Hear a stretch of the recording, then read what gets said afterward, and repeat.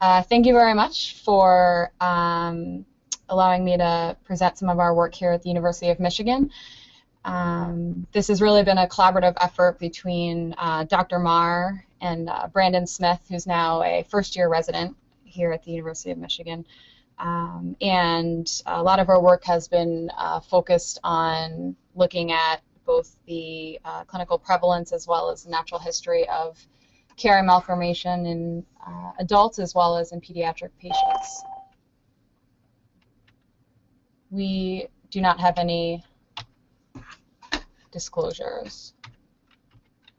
When Chiari malformation was first defined, it was a diagnosis mostly based on autopsy, and over the years, imaging modalities have improved where now it is frequently diagnosed on MRI scans performed for a variety of reasons, including headaches, seizures, and is often picked up in the setting of a patient that may be asymptomatic. The image on the right of the screen you can see is low tonsil position with an associated cervical syrinx, and this picture is actually from one of our MRI techs who was testing out a new scanner, was completely asymptomatic, and this was the image that was found. So I think that particularly over the last 15 years, we've been seeing a lot of patients who present with potentially asymptomatic Chiaris to our clinic.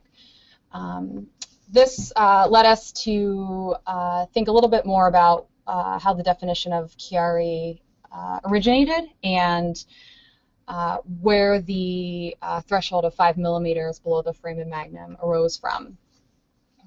There were two articles published almost at the same time in the mid-1980s, the beginning of the MRI era. One was a small study of 82 normal individuals compared with 13 patients with symptomatic Chiari malformation, and this group looked at the tonsil position of both groups and found that the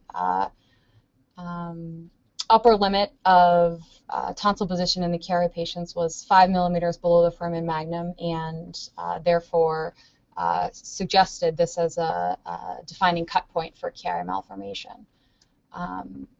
A year later, Barkovich and others looked at 200 normal patients and compared them with 25 Chiari patients and computed sensitivities and specificities, and found that with a cut point of 5 millimeters below the foramen magnum, there was 100% specificity for those patients with Chiari symptoms, and also suggested 5 millimeters as a cut point. There was one group in 1992 who looked at tonsil position with respect to age, and as you can see on the left, there was quite a bit of variability with tonsil position in each age group, and from the graph on the left, they hypothesized that tonsil position ascended throughout childhood, remained relatively stable throughout most of life, and then ascended further in older age. However, the graph on the right did not necessarily correspond with their data on the left. So we set out to look at tonsil position in a large group of patients, and we sought to identify tonsil position versus age. We looked at 62,000 patients who underwent brain or cervical spine imaging here at the University of Michigan over an 11-year interval, and there were 48,000 adults and 14,000 pediatric patients. From that group, we randomly selected 2,400 patients with 300 in each age group. We primarily reviewed all MRIs from that group and recorded the tonsil height with respect to the foramen magnum. And we also recorded any symptomatology that would be associated with low tonsil position. We found that tonsil position actually seemed to decrease in the first 3 decades of life, meaning that it became more caudal. And then from the 21 to 30 age group and on, we found that over time, the average tonsil position became more cranial. When we excluded patients with a Chiari symptomatology, which was 22 patients, we found a similar trend. When we, so in summary for that part of the study, we did find that a pegged tonsil morphology, so as opposed to rounded, but more pegged tonsils were more likely to have a low tonsil position versus rounded tonsils. We found that females were more likely to have lower tonsils, and that when there were asymmetric tonsils, they were lower on the right, and they were also associated with a lower tonsil position. When we looked at tonsil position by decade, so I'll go through each decade group here, we found that overall there was a normal distribution type pattern within each decade. So as you can see, moving through the various age groups, there's a distribution of tonsil position centered at about the level of the foramen magnum, or slightly cranial to that. So do our findings fit with the existing data that we have? If you look at the data from the Mikulis group in 1992, we actually found that tonsils become more caudal throughout the first several decades of life, and then ascend after that time. And this differs a little bit from their graph, which you can see on the bottom left here, where tonsils ascend in childhood, remain stable throughout most of life, and then increase in later life. We have an N of 300 patients in each age group, compared to a much smaller population in their study, which may account for some of the differences. From here, we wanted to look at the actual prevalence of Chiari malformation, defined as 5 millimeters, a tonsil position of 5 millimeters or more below the foramen magnum. And we looked at both adult and pediatric patients. The adult prevalence, we found 372 patients in the 48,000 who had tonsils that were at least 5 millimeters below the foramen magnum. We found a higher prevalence in females. The mean tonsil position of these patients overall was 8.7 millimeters below the foramen magnum, and we found that between males and females it was overall about the same. However, males had a slightly lower tonsil position than females in this group. About 1/3 had symptoms that the treating neurosurgeon or neurologist felt were attributable to the low tonsil position, and the headache was the most common symptom. We did find that when broken down by age group, the age group of 31 to 40-year-olds were the most symptomatic. And we found that 8.5% of the patients in this group did have a syrinx associated with a low tonsil position. As you can see here, the prevalence of Chiari, again defined as at least 5 millimeters of tonsil position below the foramen magnum, the prevalence decreased with increasing age groups. And we can compare this to our average tonsil position. You can see our 21 to 30 group here has the lowest tonsil position, and that corresponds with the highest prevalence of Chiari in our imaging population. And as the average tonsil position becomes more cranial, the number of patients with Chiari symptoms decreases with each respective age group. This is in line with a previous study of MRI prevalence of Chiari malformation, where 22,000 patients who underwent MR imaging were evaluated for a tonsil position of at least 5 millimeters below the foramen magnum, and this group found prevalence of 0.7%, which is in line with what we found in our adult population here. Pediatric prevalence was found a little bit higher prevalence compared to the adults, and again, this is from our MRI population of 16,000 pediatric patients who underwent brain or cervical spine imaging over a period of 11 years. And we found an overall 3.6% prevalence of Chiari. We did not find difference with respect to age and prevalence of Chiari. Overall, the tonsil position was 10.2 millimeters below the foramen magnum. And the graph on the left, the darker bars are number of patients with Chiari alone, corresponding to each level of tonsil position below the foramen magnum. The lighter bars are those patients with both Chiari malformation and an associated syrinx.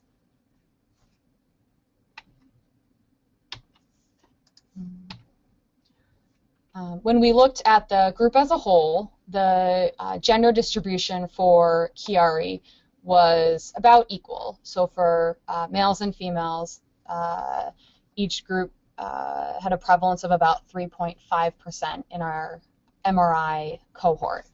When we looked at those with Chiari and syrinx together, we found that males were less likely to have both Chiari and syrinx than females. Here we have 1.2% of females had both Chiari and syrinx compared with 0.5% of males. And the same pattern was seen with those with Chiari and scoliosis, where fewer males had both of those concurrent diagnoses, whereas females were more likely to have both Chiari and scoliosis. The overall prevalence of syrinx in our group, so there were 509 patients that we found with at least tonsil position of 5 millimeters or more below the foramen magnum. Of those 509 patients, 117 had an associated syrinx for a prevalence of 23%. And this contrasts older studies, older surgical series, where the prevalence of syrinx in patients with Chiari was stated to be much higher, and that was likely due to sample bias in that these were surgical series and that patients undergoing treatment for their Chiaris were more likely to be symptomatic and have a syrinx. If you look at the graph in the lower right, we did find that the MRI prevalence of syrinx in a Chiari patient increased during the first 6 years of life, and after that time remains stable. So the likelihood of having a syrinx in a patient with a Chiari increased over the first 6 years. In those 509 patients, there were a variety of indications for the reason why the initial MRI was performed. The most frequent indication was headache, not surprisingly, but there was a wide variation in indications for the MRI, and a number of indications are presumably unrelated to a low tonsil position. For instance, trauma or developmental delay or seizure.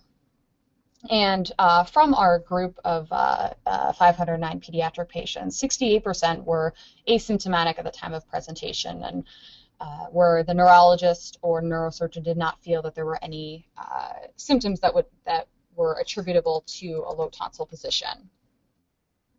This was similar to, I'm going to jump back to our adult group briefly here for a couple slides.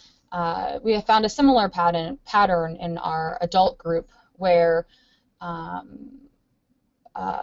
between 10 and 30% of patients had symptoms in any particular age group, where really the majority of the group was asymptomatic. If we then look at our adult prevalence and look at only those patients who underwent MRI for evaluation of epilepsy or trauma, two indications that, again, like I mentioned earlier, are presumably unrelated to low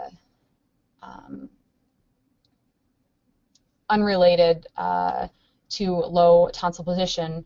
We found that there were still a fair number of individuals in each age group who had a low tonsil position. And these findings that a majority of patients were asymptomatic raise the question of, is this an incidental finding, and how does this compare to a patient who has symptoms from a low tonsil position? Given that a number of patients were asymptomatic, we decided to look at the natural history of low tonsil position in our pediatric cohort. We chose to look at patients who had at least 1 year of both clinical and radiographic follow-up, who were initially recommended conservative management. So this natural history study was for those who were not initially recommended surgical treatment of their Chiari malformation at first diagnosis. So this group is defined in that way and is not necessarily applicable to every patient who presents with a low tonsil position. There were 147 patients that we looked at, and we found that the group as a whole did not have any overall change in tonsil position. However, there were individual variations. The majority did not have any change in tonsil position. There were some that had a decrease in tonsil position, so this group on the left here. And then there were some that had increase in tonsil position below the foramen magnum over the follow-up period. If you look at the age of Chiari diagnosis versus the change in tonsil position, we found that older individuals were more likely to have a decrease in tonsil position, meaning were more likely to have an improvement in their Chiari malformation as opposed to younger individuals. We looked at those patients in our group that had both Chiari and Syrinx, and there were 20 patients in our natural history group, which was 13.5% of our group. 13 had a Syrinx at diagnosis, and 7 developed a Syrinx over the follow-up interval. What's important to mention, though, about the 7 that did develop a new Syrinx is that 2 developed from a pre-Syrinx state, and 3 developed from a dilated central canal. So we're not entirely de novo. There were 2 new Syrinxes that did not have a prior pre-Syrinx state or dilated central canal. The graphs on this slide here, on the left is change in length, and on the right is change in width. And again, similar to our change in tonsil position, there was a variation in changes in length and width, with a number remaining stable and a distribution of patients who both improved and also had an increase in length and width of their Syrinx. Of the group of 147 patients, 14 patients went on to undergo treatment of the Chiari malformation, and the average time to surgery was about 2 years. So this wasn't something that happened immediately after presentation, but over a period of time, there was ultimately a decision to undergo surgery. And it's important to note that in the majority of these cases, there were not new symptoms that occurred, but rather persistence of symptoms, which became unacceptable to the patient or to the in terms of quality of life symptoms, including headaches, where that was the most frequent reason, and then a number of patients also had sleep apnea that was diagnosed as well. The 6 patients of the 13 of of the 20 with a syrinx did have surgery. However, in 2 of these patients, the surgery was unrelated to the presence of a syrinx. Our natural history data is in line with several other small studies, which also show that for those who do not present with symptoms, that the natural history of Chiari is rather benign, and that there is a role for observation, and a number of patients, particularly with the increasing use of MRI, may have an incidental finding of low tonsil position. From here, we also sought to evaluate the relationship between Chiari and scoliosis. We found that scoliosis in our pediatric population, our pediatric Chiari population, is common at about 20%. The two individually, so within our radiographic database of 16,000 patients, 3.5% had Chiari, as I just described, and about 13% have scoliosis. And so the two are common. When they occur together, are they related? And is their relationship through the fact that a lot of these patients also have a syrinx? The Chiari has been talked about by some as a potential etiology of scoliosis, along with syrinx and tethered cord, and neuromuscular conditions as well. And so this was also why we felt that we wanted to explore this further. Most of the series that talk about the relationship between Chiari and scoliosis, or just talk about this group in general, have included all patients with Chiari, scoliosis, and syrinx. And so given that all the patients have a syrinx, it's hard to sort out whether or not Chiari and scoliosis in the absence of a syrinx are related. So our group consisted of 114 patients with both Chiari and scoliosis, and we split the group up according to whether or not patients had a syrinx. So 37 of our patients had both Chiari and scoliosis but did not have a syrinx. We did find that those with the syrinx were more likely to have a larger curve, so they were more likely to have a greater than 20-degree curve. And not surprisingly, we found that those patients with a syrinx had a lower tonsil position compared to patients without a syrinx. We broke that group further into 2 separate groups. The first group was looking at the natural history of Chiari and scoliosis in those patients who did not have any surgical treatment for either the Chiari or the scoliosis, and had at least 1 year of follow-up. So that group consisted of 55 patients, and we found that overall the majority remained stable. And this here is referring to the Cobb angle. So a stable group was a Cobb angle within 10 degrees of their presenting curve, and progression was defined as at least a 10-degree increase in their scoliosis curve.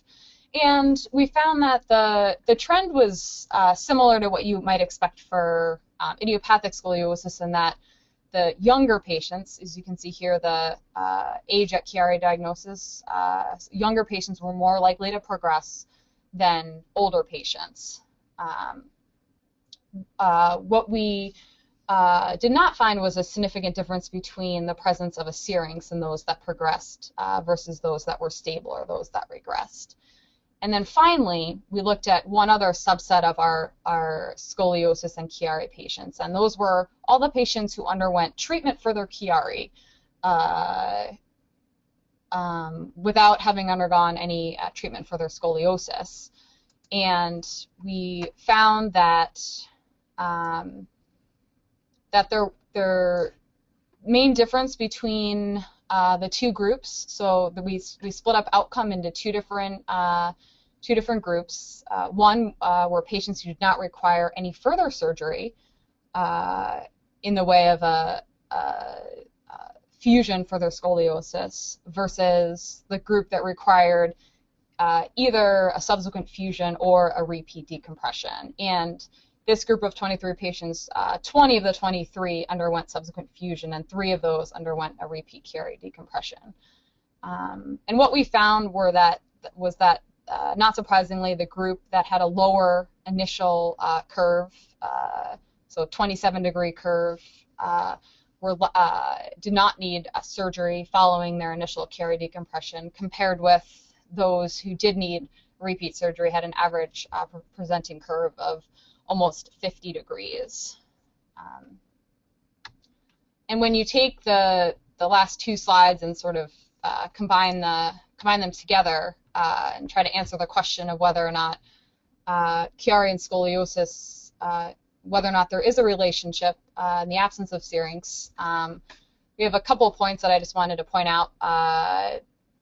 That there was no relationship between the magnitude of the curve location, or tonsil position, or CSF flow at the foramen magnum. So it did not appear that a lower tonsil position or worsening CSF flow at the foramen magnum was associated with a larger curve. We did not find any difference in tonsil position in those that progressed with their scoliosis versus those that didn't.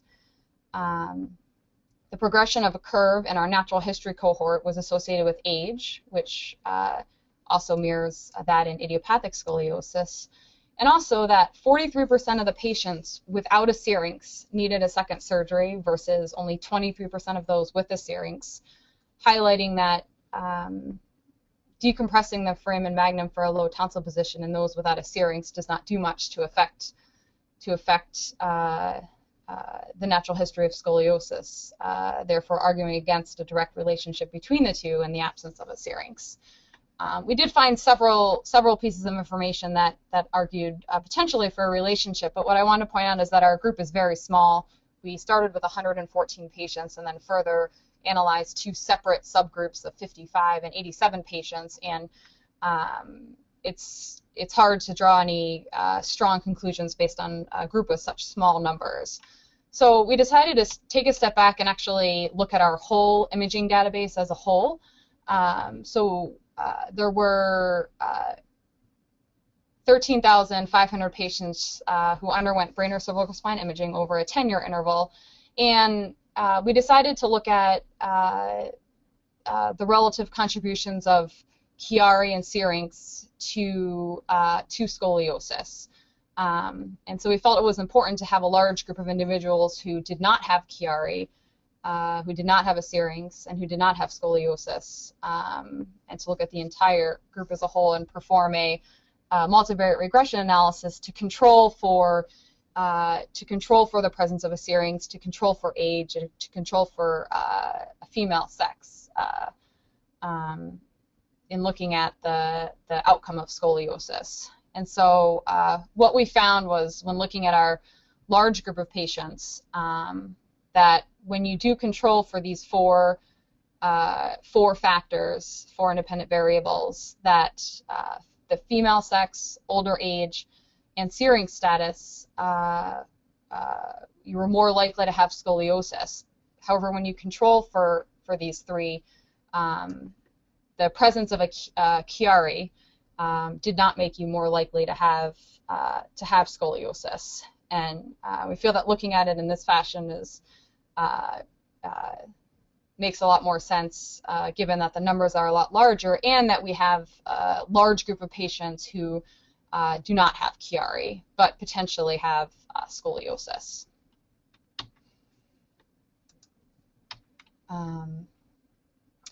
So from here, I became interested in the relationship of Syrinx to Chiari and scoliosis, and decided to look at a group of patients with a Syrinx. My hypothesis was that a Chiari-associated Syrinx is a lot different from an idiopathic Syrinx. As I'm sure many of you know, the Chiari-associated Syrinx tend to be quite wide, whereas it seemed from our practice that idiopathic syrinx, or a syrinx not associated with Chiari, had a different, potentially different morphology. My hypothesis is that there may be different pathophysiologic processes in place with a Chiari-associated syrinx versus one that's not associated with Chiari. In our, again, drawing from our same large imaging database, we found 278 patients with a syrinx that was at least 3 millimeters in maximal AP diameter. And I'd like to mention that the syrinx prevalence in our in our adult and pediatric cohort was also based on this definition. So we did not include dilated central canals and count them as syrinxes. Our syrinx criteria has been throughout at least a 3 millimeter with cyst in the spinal cord. We did include a Chiari 2 myelomeningocele population, as this was related but different from the population. So when you look at syrinx etiology of this group as a whole, majority of patients have a Chiari-associated syrinx. There are a small number of patients that had a Chiari 0 or a foramen magnum stenosis without a low tonsil position. There were a small group of patients who had Chiari secondary to other supratentorial processes, and the majority of this group is actually a group of patients with craniosynostosis. The second largest group were those with no associated syrinx pathology, and then the remainder were common associated pathologies with syrinx, as you know, such as tethered cord, spinal dysraphism, and tumor. When you look at syrinx width and compare the Chiari syrinxes with the rest, you can see that syrinx width is larger in patients with Chiari 0, as well as a secondary Chiari, averaging at about 8 millimeters in width. And this is in contrast to those with an idiopathic syrinx. This group here are patients with between a tonsil position of 1 and 5 millimeters below the foramen magnum. And you can see that their syrinx morphology with respect to width is similar to those with idiopathic syrinx. And this is similar to those with the tethered cord. We found that those with spinal dysraphism and tumor have an intermediate syrinx width. When you look at the cranial extent of the syrinx, and we have shown this in our separate prevalence papers, that Chiari, as well as Chiari 0 and secondary Chiari, have a cranial extent of syrinx that is higher than other types of syrinxes. And these numbers are number of levels from the foramen magnum. So most Chiari syrinxes start in the cervical spine, whereas idiopathic syrinxes start a little bit lower, and tethered cords even more caudal down in the spine. We also looked at the percent of patients with scoliosis according to Syrinx Etiology, and found that again in this group of patients with Chiari and Syrinx that about 60% have scoliosis, as did those with idiopathic syrinx, and slightly less so with tethered cord, spinal dysraphism, and tumor. The limitations to our studies is that we're drawing one from a patient population, so patients are being referred here for imaging. This is a tertiary medical center, and this is not a true population prevalence. However, much of our work has stemmed from primarily looking at everyone undergoing MRIs and not just those patients presenting to neurosurgery.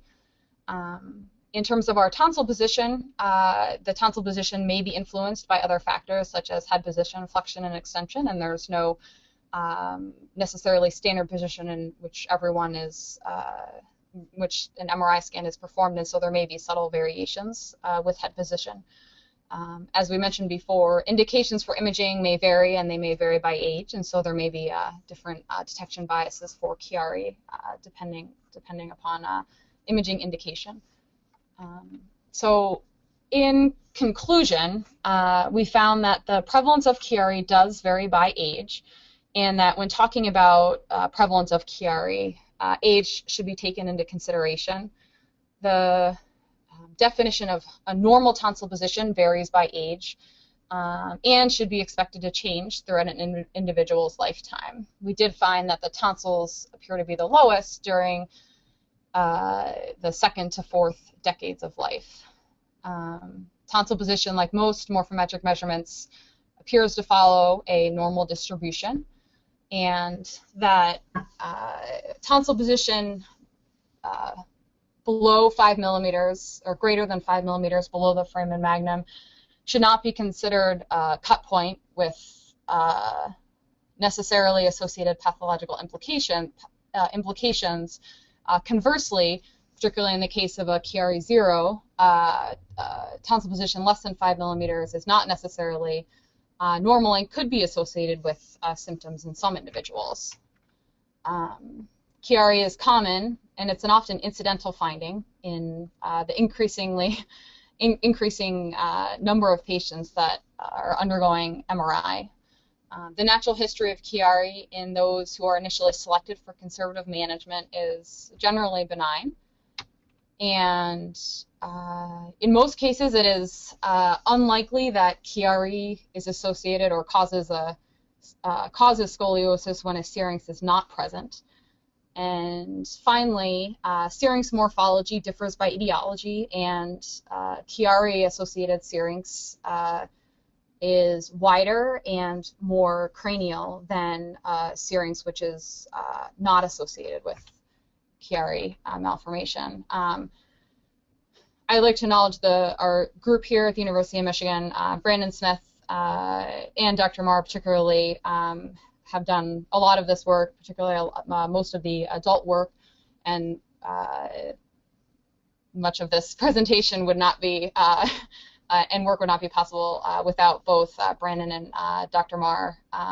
Also, Dr. Gart and Dr. Marasco have as well as Dr. Marr, have a busy pediatric practice here, and it's really they've all been great mentors, and it's been a fun project, and I'm very privileged to be able to present our work at this Chiari meeting today.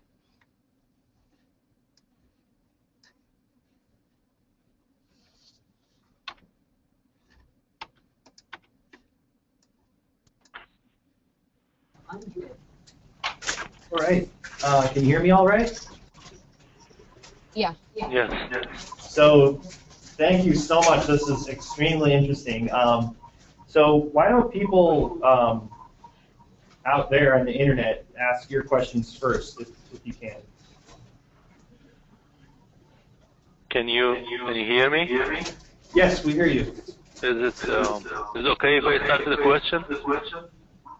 Sure. Yeah. This is Jahangir Maliki from the Cleveland Clinic. Thank you for the presentation. Question I had was in regard to the clinical presentation of the patient, and when do you decide to go ahead with decompression surgery, and what symptoms do you look for, and what is the outcome of those symptoms after the surgery? So the goal of much of this work was not actually focusing on the surgical outcome after Chiari.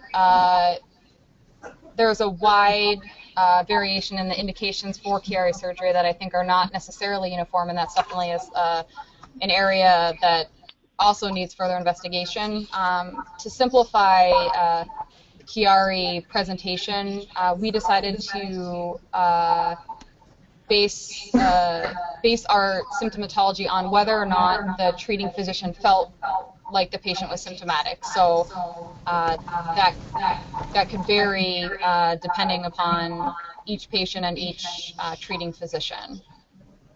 So that was left up to the treating physician, and we didn't necessarily focus on.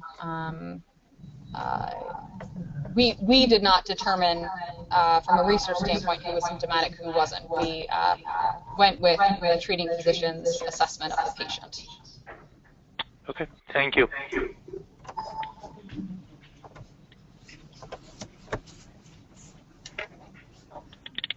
So anyone else on the internet have questions?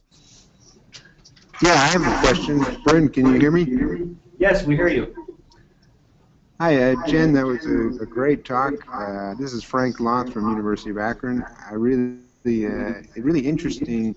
I wonder when you have a patient come in and they have tonsil herniation, let's just pick a number, say 6 or 7 millimeters tonsil herniation. Do you feel that that is a strong indication that they should have neurological problems or other symptoms? I mean, it almost seems like listening to your talk, it's almost an incidental finding. It can be. Mm-hmm. But I mean, do you feel that the tonsil herniation is the cause of their symptoms, or is it a weak indicator and there's maybe something else that we're not looking at? So I'll answer your question, and I'm welcome Dr. Marr to add to it as well. I believe he's listening in. But we see a lot of patients who are referred to us because they've undergone an MRI, for instance, for epilepsy. They have a low tonsil position, but it's extremely unlikely, or it's really not likely at all, that a low tonsil position would be causing or associated with their epilepsy. So there's, as more and more people undergo MR imaging, we've found an increasing number of patients who we do not feel have symptoms that are associated with a low tonsil position. And I can bring you, sort of go back to our first picture where this this individual in particular here, I don't know if you can still see my screen, Bryn? Yeah, we see it. You see that? This was an MRI tech who had absolutely no symptoms and has low tonsil position and a syrinx. He was followed here by our adult colleagues, and I don't have his follow-up image here with me, but 6 months later his syrinx was essentially gone, and he did not require any treatment. And so I think that it's there was an imaging finding, but it really needs to fit the whole story in terms of whether or not the patient has symptoms. So to answer your question, I think that, yes, there are increasingly larger number of patients who we feel that this may in fact be an incidental finding and not associated with symptoms. Okay, maybe just to follow up on that, do you think that the position of the tonsil herniation, so you just described your thoughts on that. What about the sort of girth of the herniation? In other words, some neurosurgeons talk about it as the amount of space that's blocked, the total amount of space. Would you say that that might be a better indicator, or you put that in the same category maybe as tonsillar position? Well, I think that's also up for debate in terms of CSF flow studies. It may in fact turn out to be that way. We found that those in our pediatric population, we found that patients were more likely to be symptomatic with more abnormal CSF flow at the foramen magnum. That was also associated with lower tonsil position. So they often occur sort of hand in hand. But like I mentioned before, that there are patients with a Chiari 0 or that have altered CSF flow at the foramen magnum and don't have low tonsil position. So I think that, yes, potentially CSF flow may be more predictive, but I can't answer that and say that it is or it isn't at this point in time. Jen, can you hear me? Yes. Yeah, so this is Cormac Marr. Jen, since you asked, I agree with everything you've said, of course. To the question about 5 millimeters or 7 millimeters tonsil position below the foramen magnum, I think our feeling about that is that it's been used traditionally as a convenient marker for something else. It's really not the 5 millimeters that matters or the 7 millimeters that matters. It's really the stenosis at the foramen magnum. So how do you measure that? Well, that's very difficult to measure. So we've used this tonsil position as a marker. As you know, tonsil herniation is a word we try not to use anymore because it has a connotation that I think doesn't really apply to the Chiari population. So is a 5 millimeter person or a 7 millimeter person, are they going to be symptomatic? Well, I think our data shows that some are, but most aren't. So it's more commonly an incidental finding, but if a person comes into the clinic with classic Chiari headaches, well then it very much may be symptomatic. But there's really nothing about tonsil position that guarantees symptom status one way or the other. And at least in our practice, most people we see with 5 millimeter tonsil position below the foramen magnum are asymptomatic. That doesn't mean that they all are. Some people have classic symptoms and would be surgical candidates at our institution.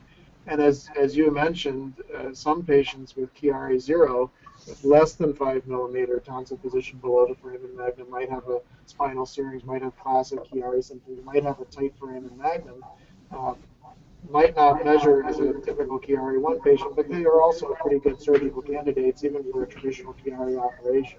So the 5 millimeter criterion that we've all used misses the point completely on many levels, I think. There's nothing about the 5 millimeter measurement that is a pathoanatomic cut point for abnormality or for a separate population of people that should be treated differently than other people. This is a morphometric measurement like any other.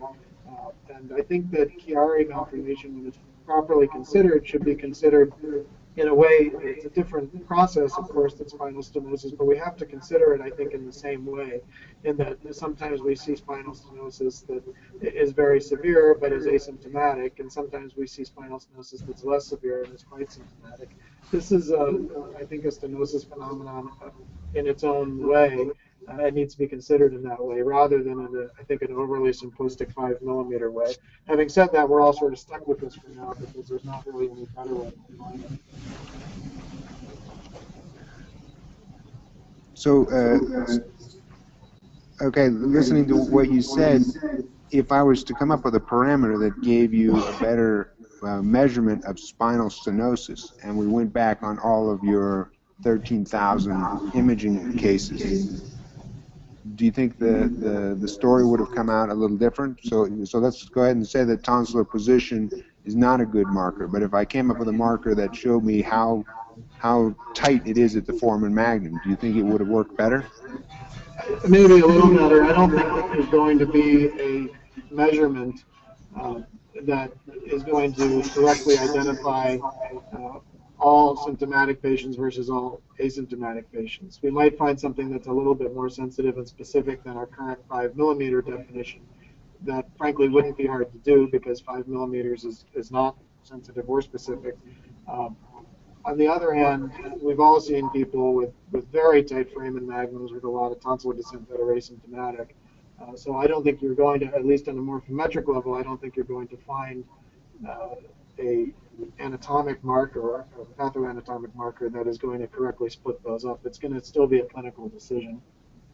Whether there's something else that we can use, I don't think CSF flow with the foramen magnum is going to be the answer either.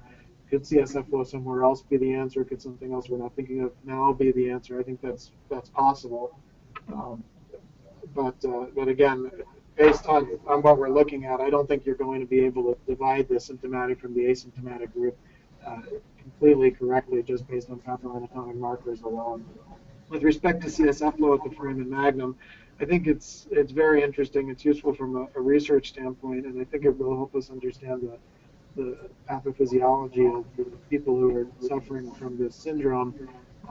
The trouble with using it clinically is that we tend to see that CSF flow is impaired in exactly the people we would expect it to be impaired, the people with sort of the worst anatomic stenosis at the foramen magnum. So at least for us, if we know the patient's symptom status and we know what the MRI looks like, knowing the CSF flow usually doesn't lead to a different clinical decision for us. We still do it, but I have to confess we still do it only for research purposes. So does anyone else have questions? Frank, I know you may have more. Are we missing anyone else out there? Yeah, Brent, this is Rick Labuda. I was wondering your thoughts, thanks for the presentation. I was wondering your thoughts on what causes the dynamic nature of the tonsillar position to change as people age, both descending and ascending. What is it about either the anatomy or the Jen, do you want to take this one, or do you want me to do it? Oh, either you can, either way. Cause that.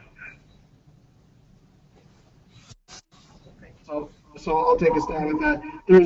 Frankly, nobody knows. We think that this is a real phenomenon, but we can't explain why it's happening. There are a couple of good theories, though, for why it's happening.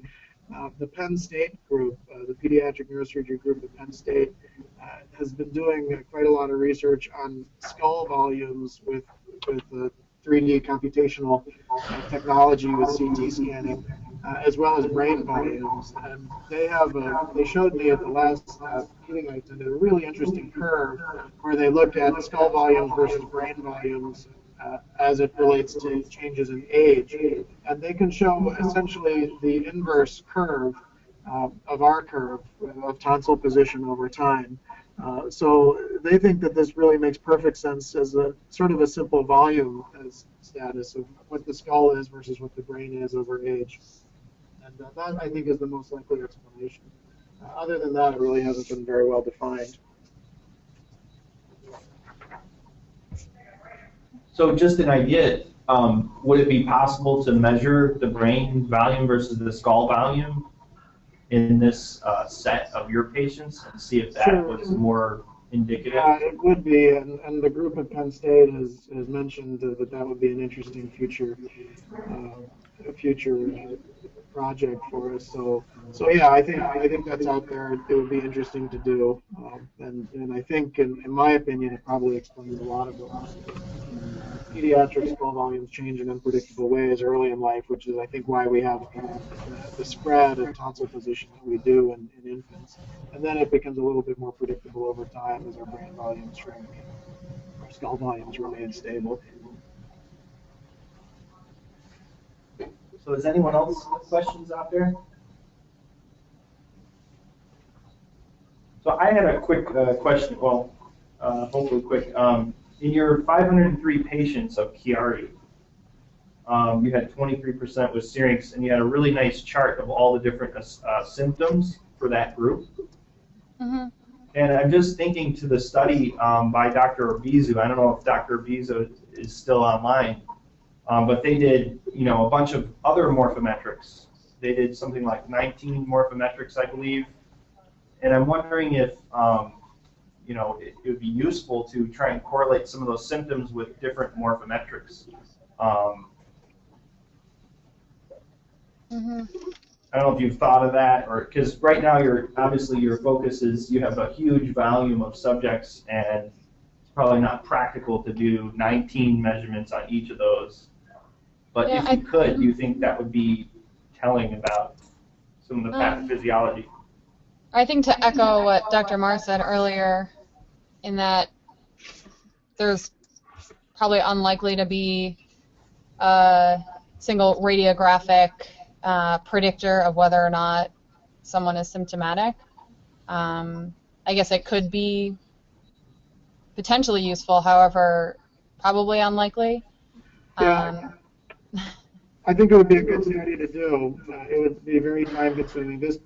What we've done so far, it took a lot of work from quite a large number of people. So I think if we end it and look at 19 parameters, it's going to be a massive project, but probably worth doing. And I echo Jen's concern that we might end up with negative data at the end. It doesn't mean it's not worth doing, though.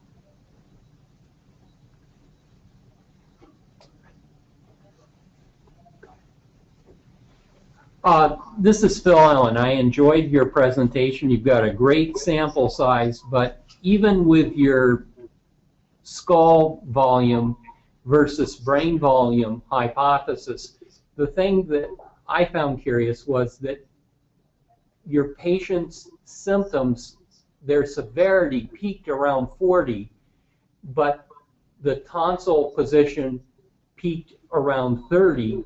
And furthermore, as we get older, the brain shrinks in size. Why would symptoms peak so late then? None of this makes sense to me. Do you have any ideas about, for example, why headaches are peaking at a time when they shouldn't be based on these hypotheses? Well, sorry, Dr. Marr. Oh, did you want to answer that, Dr. Marr? Oh, I'm sorry, I was waiting for you. Well, first of all, to me, it's not all that terribly inconsistent. We're seeing the tonsils are low, not terribly different than when people are presenting with symptoms most frequently. So you're suggesting that this is inconsistent because you're a decade off, and I would say that actually, if you look at the course of the morphology over a lifetime, the means are actually relatively similar in that they're peaking pretty close to one another. And then with respect to, well, okay, why is this a decade off? Should we make a big deal about that? I don't. To me, it's not that big a deal. If it's a big deal to you, then we'd have to say that it's multifactorial and there's a lot we still don't understand. But it doesn't, I think, invalidate the phenomenon of what's happening and what could be easily measured. Do you see, though, that out to 51 to 60, your percentage of symptoms is still slightly higher than the peak of your 19 to 30 age, which showed the peak of the tonsillar caudal position? Now, that's not just 10 years, that's 30 years later. I think you're misquoting the data there. That's 51 to 60 is not the peak age. Well, no, it's still higher, though, than your peak of the position of the tonsils around 30. Are you just talking about the chance that somebody with more than 5 millimeters is going to be symptomatic? Or are you talking about the incidence of symptomatic people? Because 51 to 60 is not the peak for incidence of symptomatic people. So I think perhaps you've misunderstood the data.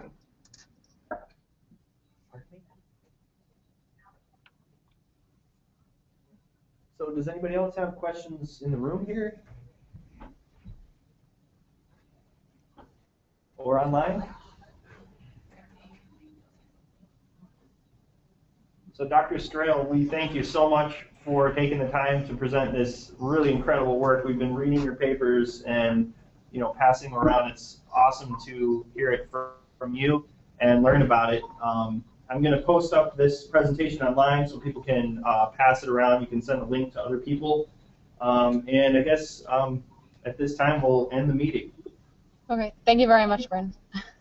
Thank you. Thank you. Thanks, everybody. Bye. Bye.